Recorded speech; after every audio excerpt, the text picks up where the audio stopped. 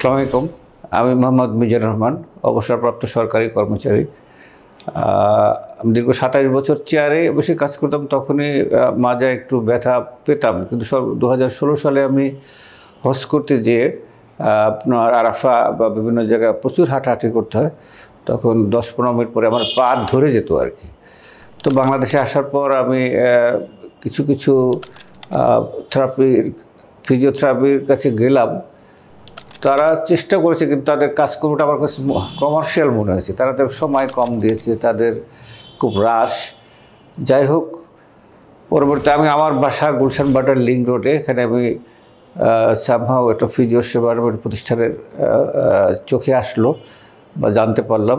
তাদের সাথে এখানে এসে তাদের পরিবেশটা আমার কাছে খুব ভালো মনে হয়েছে, যন্ত্রপাতি ভালো আছে, এবং ইতিমধ্যে আমি তাদের এখান থেকে সেবা নিয়েছি। উত্তরোত্তর আগের চেয়ে আমি অনেক ভালো অনুভব করতেছি।